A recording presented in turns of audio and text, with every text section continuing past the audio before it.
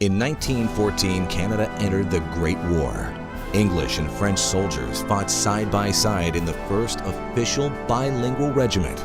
We paid tribute to the sacrifices and achievements of the Royal Montreal Regiment. Richard Stacey was the first RMR officer who was killed in combat, but he was born in the 1800s in Ireland and immigrated to Canada when he was 13 years old. He was 43 years old when the war broke out, and he'd already served for 20 years. He was married and he had a child, so he had three things that worked in his favor that he would have been exempt for service if he'd applied for that. Most men who were in the military, they were seeking adventure, and the first opportunity to go off and to serve his country and to probably get away from the humdrum of life itself and live an adventure is what he was looking for.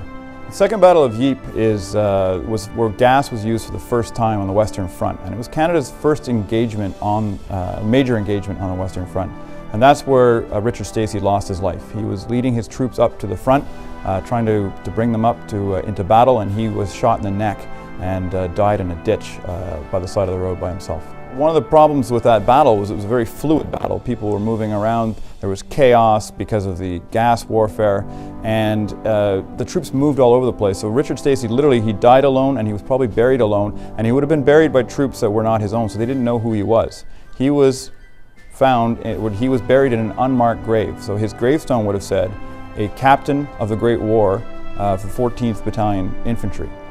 98 years later, it was determined that Richard Stacey was the man who was marked as that unknown grave, and his gravestone was replaced after some research. His family in Canada was alerted, and now his gravestone that said an unknown captain has been returned here to Canada, one of only two original head markers from France and Flanders that's been returned to Canada, and his family now can rest in peace.